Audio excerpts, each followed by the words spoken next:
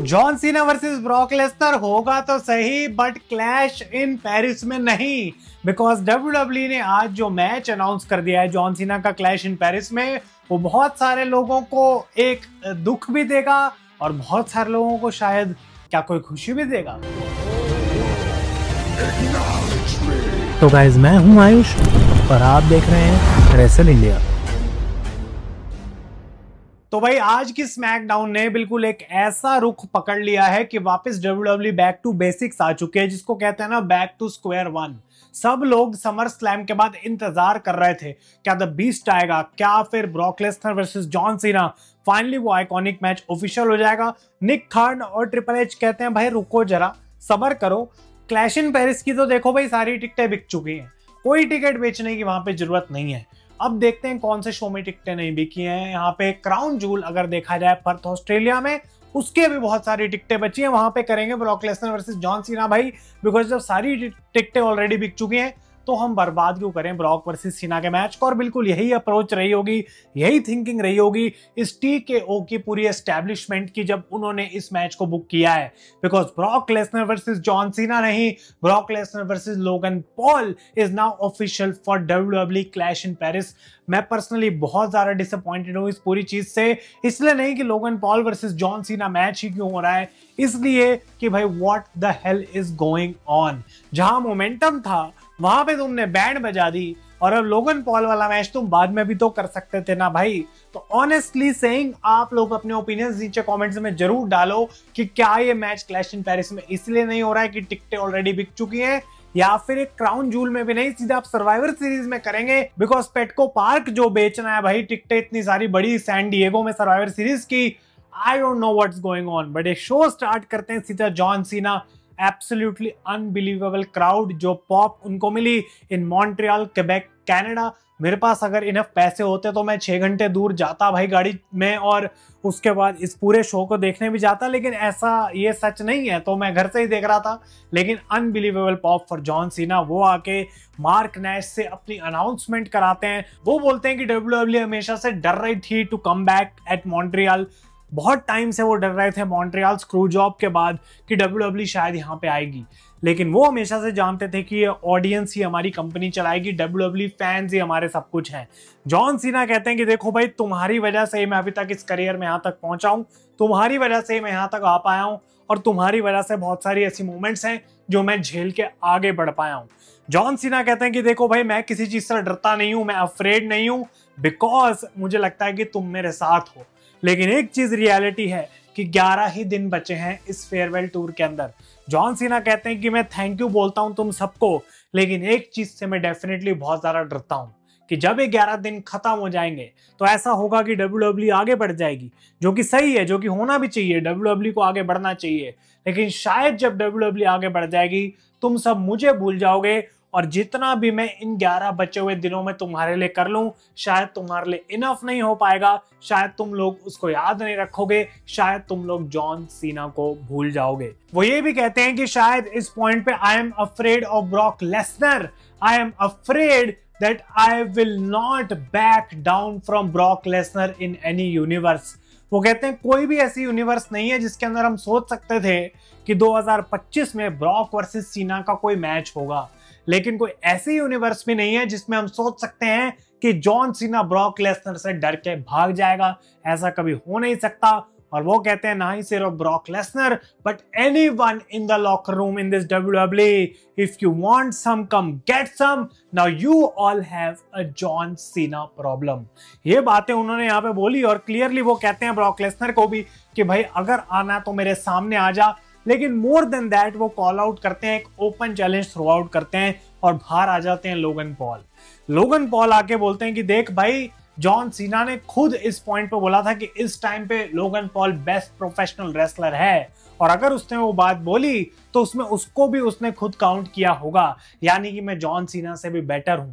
और Logan Paul के ring में घुसते ही जॉन सीना बोलते हैं कि तूने शायद अपने लाइफ की सबसे बड़ी मिस्टेक कर दी है, बिकॉज मे बी मैंने तेरे को बेस्ट प्रोफेशनल रेसलर जरूर बुलाया हो, बट मैंने तेरे को द बिगेस्ट डम्बैस भी बुलाया है। You are the biggest dumbass all of them all.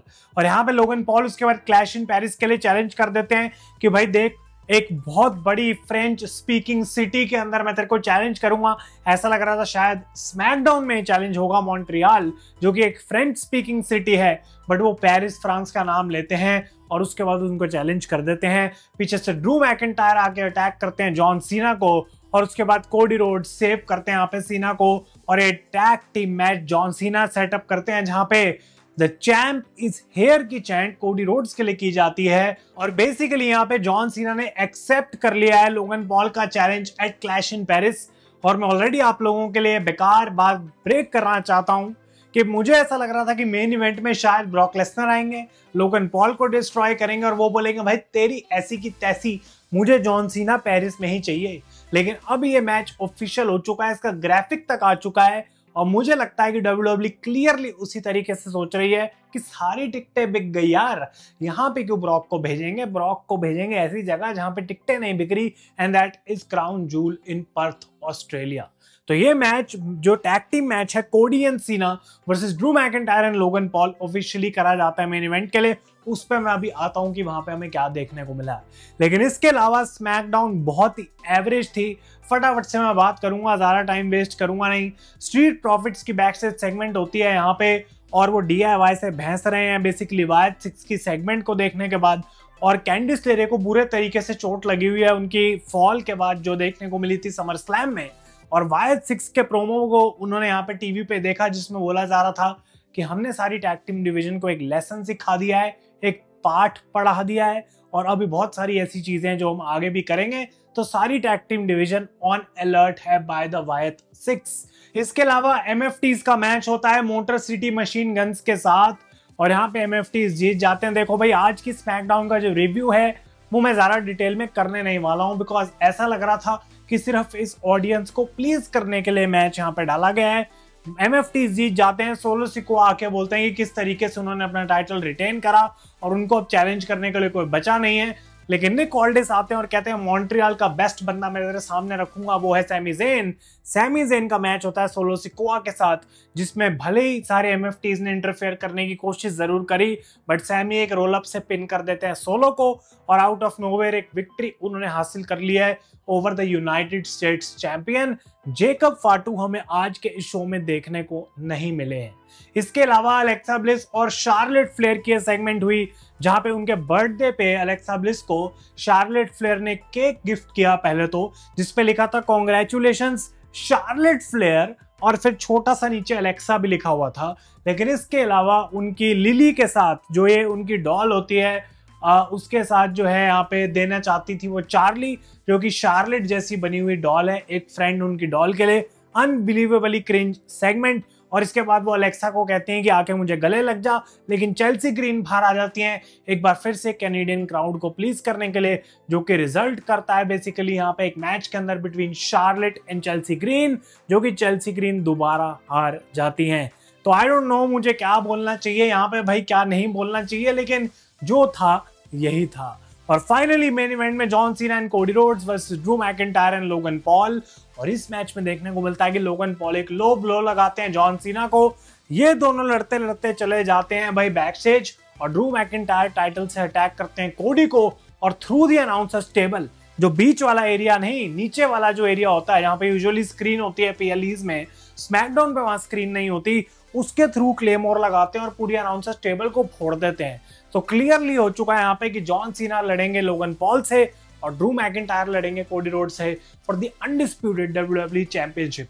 भाई मेरे हिसाब से जो कार्ड है ओके है, ठीक है, ड्रू वर्सेस कोडी तो ठीक ही है, लेकिन what the hell is going on with John Cena and Logan Paul, थोड़ा इंतजार करना पड़ेगा। और बिकॉज ब्रॉक लेसनर यहाँ पे आए नहीं है। लेकिन उसके अलावा ये स्मैकडाउन आखिर क्या थी, बिकॉज जॉन सीना और कोडी versus Drew McIntyre and Logan Paul जैसे मैच को अगर 10 मिनट दिए जाएंगे जिसमें से 3 मिनट की एड है, तो भाई आई डोंट नो WWE क्या कर रही है, क्यों करना है फालतू की बकवास शो के अंदर। इस मैच को एटलीस्ट 30 मिनट देते, बढ़िया से रेसलिंग दिखाते, लेकिन वो सब क्यों करना है। उन्होंने काफी अलग अलग तरीके से जॉन सीना को प्रोटेक्ट किया, मॉन्ट्रियल को जॉन सीना दे भी दिया, लेकिन this is all we will get. It's Logan Paul versus John Cena official for WWE clash in Paris guys. अगर इस स्मैकडाउन का रिव्यू आपको अच्छा लगा ऐसे लाइक करें। तब तक के लिए thank you so much for watching.